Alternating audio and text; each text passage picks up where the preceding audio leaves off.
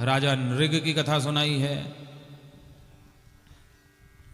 राजा नृग ने इतनी गौएं दान की जितने आकाश में तारे हैं, वर्षा के समय जितनी बूंदें धरती पर गिरती हैं और पृथ्वी पर जितने धूल कण हैं, इतनी गायें दान की, यानी जिनकी गिनती ना हो। इसलिए ऐसी बातें कहेंगी। अनगिनत गायों का दान किया था, लेकिन तो भी उन्हें गिरगिट बनना पड़ा। एक बार की बात है, राजा नृग गायों का दान कर रहे थे। एक ब्राह्मण देवता को उन्होंने एक गाय दान की। ब्राह्मण देवता गौ लेकर घर आए। वह गौ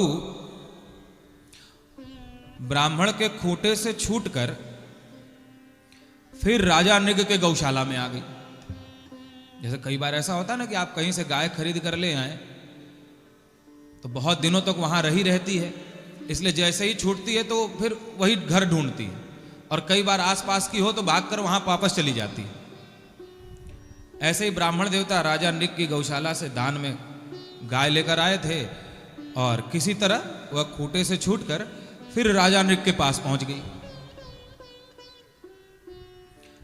दूसरा एक और ब्राह्मण गाय दान मांगने आया, तो वह गाय जिसे राजा नृग ने पहले एक ब्राह्मण को दान कर दिया था, वही गाय उस दूसरे ब्राह्मण को दान कर दी। वह दूसरा ब्राह्मण गाय लेकर आया, उसे पालने पोसने लगा। यह पहला ब्राह्मण जिसके घर से गाय चली गई थी, वो अपनी गाय को ढूंढने लगा। ढूंढते ढूंढते दूसरे ब्राह्मण के घर पहुंचा तो उसने देखा कि ये तो मेरी गाय है जो मैं राजा के पास से दान लाया हूं। उसने उस ब्राह्मण को कहा, हे विप्र, मैं राजा से ये गाय दान में लाया था, ये मेरी गाय है, तो मुझे दे दो। तो दूसरे ब्राह्मण ने कहा, नहीं नहीं, मैं अभी अभी राजा नृग के पास से गाय ले आ रहा हूं, ये मेरी गाय है। दोनों में विवाद बढ़ा। राजा के पास पहुंचे। पहले ब्राह्मण ने कहा, राजन, ये मेरी गाय है ना, आपने मुझे दान की थी ना। दूसरे ने कहा, राजन ध्यान से देखिए, आपने ये गाय मुझे दान की थी ना। अब जहां राजा ने सैकड़ों हजारों गायें दान की हों, वो क्या पहचान पाए ये गाय किसको दान की थी। तो जब पहला ब्राह्मण पूछता कि राजन ये गाय मुझे दान की थी ना, तो ऐसे सिर हिलाते हैं। हाँ। दूसरा पूछता, सच बताइए, ध्यान से देखिए, मुझे दान की थी ना, तो फिर सिर हिलाता।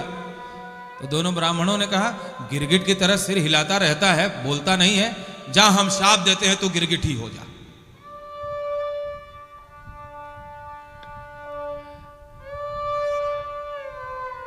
अब राजा बहुत परेशान हुए। शाप के कारण गिरगिट बने। द्वारिका में कुआं था, उसमें गिर गए।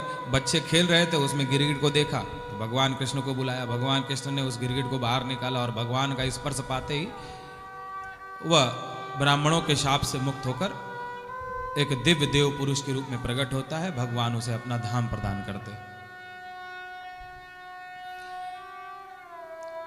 बताइए, राजा नृग का क्या अपराध है?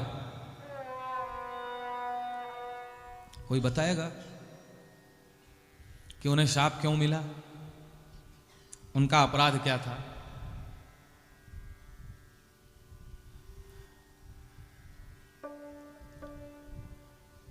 किसी के मन में कुछ आ रहा है?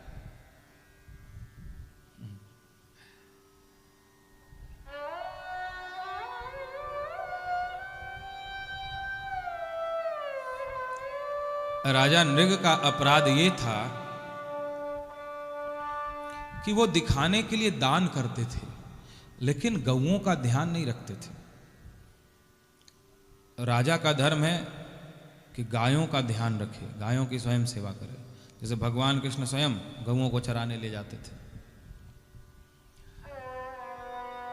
जब दोनों ब्राह्मण पूछ रहे थे कि ये गाय तुमने किसको दान की, तो वो गाय को पहचान ही नहीं पा रहे थे।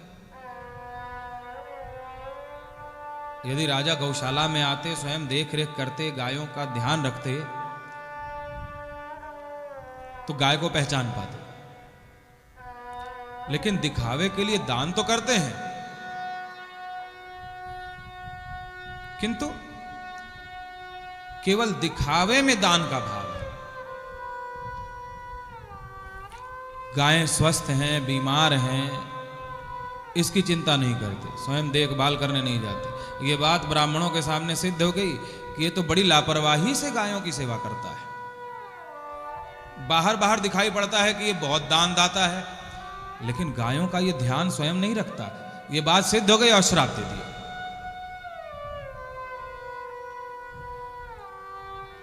हम दिखावे के लिए दान धर्म करें, लेकिन हृदय से सेवा भाव ना हो, हृदय से भक्ति ना हो।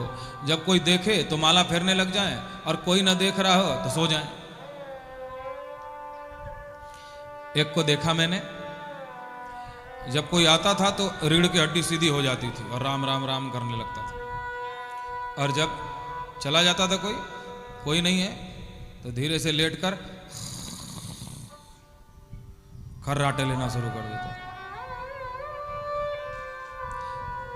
तो केवल दिखावे में धर्म ना हो, दिखावे में दान ना हो, दिखाने के लिए सेवा ना करें कि सब कहें देखो बहुत सेवा करता है, बहुत भक्ति करता है,